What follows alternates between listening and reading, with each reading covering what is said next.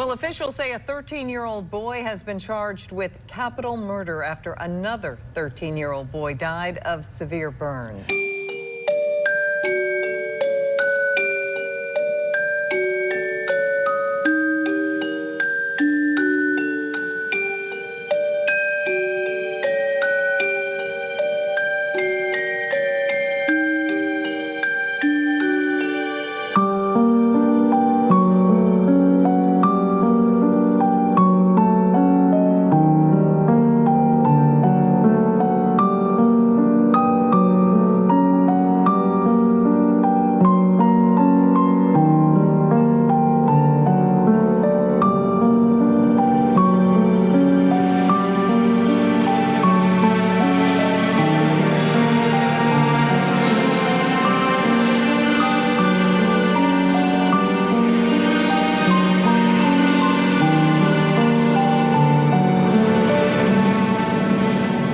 Hello, everyone, and welcome to our 10th episode of Killer Kids. This case is really tragic. I find myself repeating that with almost every case, but it's true. Almost all of the cases I cover are very tragic because everyone loses, no one wins. But this case is very different because this case, the background information and details surrounding the case and the families involved are sad. Now, this is an ongoing case. A lot of information has not been made public. And when it is made public, I will definitely update you guys on what has occurred.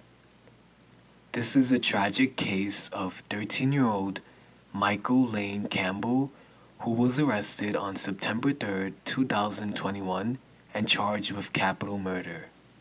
Now, before I jump into the case, some very quick information on Tate County, Mississippi. Tate County is located about 40 miles south of Memphis and has a population of about 28,000 residents. Tate County is popularly known for its creative musical history and being a heavy developer of corn and cotton back in the day. CrimeGrade.org gives Tate County a B for their overall crime grade, stating that a crime occurs every 10 hours here in Tate County.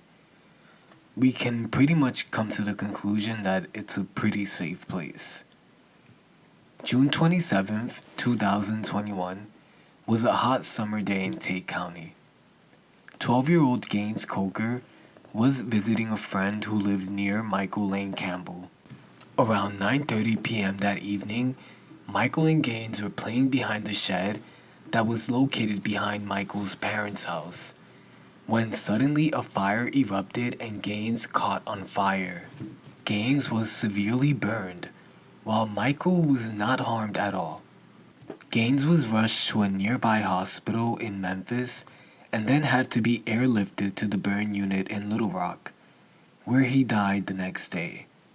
How the fire began was never revealed, but investigators from Tate's County Sheriff's Office and the State Fire Chief's Office did come to the conclusion that the fire was started by Michael because he was completely unharmed. 2 months later, on September 3rd, 2021, 13-year-old Michael was arrested and charged with capital murder as an adult. Now, keep in mind that no information has been made public, and it's a little irritating when you try to do cases because I want to be as informative as I can with you guys. I want you all to know who, what, where, when, and why. But it's really hard to answer those questions when I'm working with almost nothing. I don't give up when it comes to research.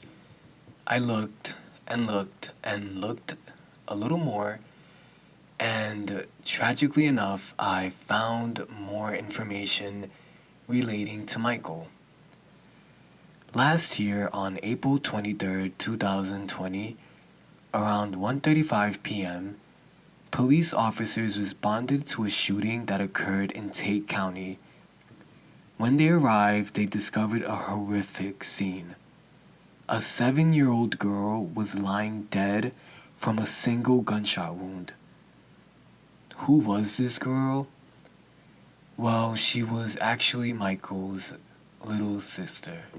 When police questioned Michael, he told them that an intruder had apparently broken into the house and shot her before fleeing. But it was later discovered that it was actually Michael who shot and killed his sister by accident. From reports that I found online, no one faced any criminal charges for that shooting. Now, one has to wonder what exactly is going on that a 12-year-old boy shoots and kills his younger sister. I have no idea and I have no answers for you guys, but hopefully more information is made public and I can let you guys know a little more about Michael. On September 9th, 2021, Michael was scheduled to attend a preliminary hearing. His attorney, Tony Farisi, had the hearing waived. Here's some audio of what he had to say. I've spoken to the Assistant District Attorney handling the case, Ms. Rhonda Amos. We have reached an agreement with regard to the DA's office turning over discovery to us early, and this matter will proceed forward. Very, very unusual case. We think this is a tragic accident, but we're not going to comment any further. We will let this matter proceed through court as it should. The case is set to be presented to a grand jury, but no date has yet been set. So basically, when a case goes to grand jury, for those of you who may not be familiar with that, it basically means that the grand jury listens to the prosecutors and the witnesses, and then they vote on whether they believe if enough evidence has been presented to charge a person with the crime. In Mississippi, any child under the age of 13 cannot be held criminally responsible or be prosecuted for a crime. If a child is 13 and over, their case can be transferred to adult court if they commit a felony that would be punishable by life imprisonment or death. Yes, Mississippi does have the death penalty. No, I don't believe that Michael will be sentenced to death. I mean, he's only 13. And besides, you can't sentence a child to death. As of right now, Michael is being held at the Tate County Jail, but I'm pretty sure he's being kept separate from other inmates because he is only 13 years old. Not really familiar with the layout of Tate County Jail, but I will definitely update you guys when a droplet of information becomes available. Gaines Coker was only 13 years old when his life was tragically cut short. Gaines loved dirt bikes, four-wheelers, and hoverboards. He was a smart child, getting ready to enter the 8th grade, reading at an 11th grade level. He was the recipient of the I Can Too Award for kindness. Rest in peace, Gaines. You are loved and missed by everyone who knew you. Thank you for being kind. This week's missing child is 5-year-old Dulce Maria Alvarez from Bridgeton, New Jersey. Dulce was last seen on September 16, 2019, playing at the Bridgeton City Park in New Jersey. She's about 3 feet tall, Hispanic, weighing about 70 pounds. She was last seen wearing a yellow shirt with a koala on the front, black and white pants with butterflies on them, and white sandals. It's been well over 2 years since her disappearance. Police have been searching, but they haven't come up with any clues. Her mother called the 911 to report her missing and that she may have been abducted. Here's some audio from that call. 911, where's your emergency? I can't find my daughter. Okay, when was the last time you seen her? We were here at the park and people said that somebody took her. Okay. How old is she? She's 5 years old. Okay, and what park are you at? Here in Bridgeton Park. Okay, where in the Bridgeton Park are you? The one with the basketball court where high school is. Okay, so you're at the basketball courts behind the high school? Yes. Okay. And what was she seen last wearing? She was wearing, give me a second.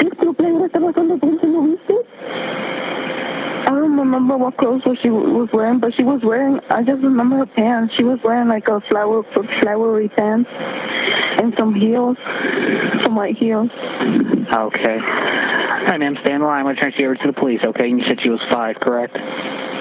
Yes. All right. Hello, ma'am. Hello. Hi, did you see which direction your child went? No, we were in the car. She came down with my son. They were running to the park, and then me and my sister, we came down. But when we got here at the park, she wasn't here. They said that my son was just crying with his ice cream. Because somebody threw his ice cream in the floor, and my daughter just ran away. All right. You didn't see anyone else around there that she could possibly have went with? No, not that I know of. Because we didn't saw no one. There's just some other people that they're here that said that they saw her running through some houses in the back. And they said that they saw two men. They saw a black guy and they saw a Mexican man with two kids. Who's saying that they saw them? Because there's people here in the basketball court that they saw her. They said that they saw her running. They're saying that there's people there at the basketball court that they saw her running through some houses with 2 black males. She's light-skinned, Spanish. Many people are criticizing the phone call based on her mother's emotions. But I'm not here to criticize the call. I'm here to just spread awareness on this missing child. We want her back safely, and we just hope that she's okay. If I have any listeners tuning in from the New Jersey or surrounding areas, and you may know something or think you do, please contact the FBI tip line at 800-225-5324. Thank you for tuning in. Don't forget to subscribe. And don't forget to leave a rating if you guys enjoy the show. Follow the show on TikTok and Instagram at Killer Kids Podcast, and that's Killer Kids with a Z. Thank you for listening.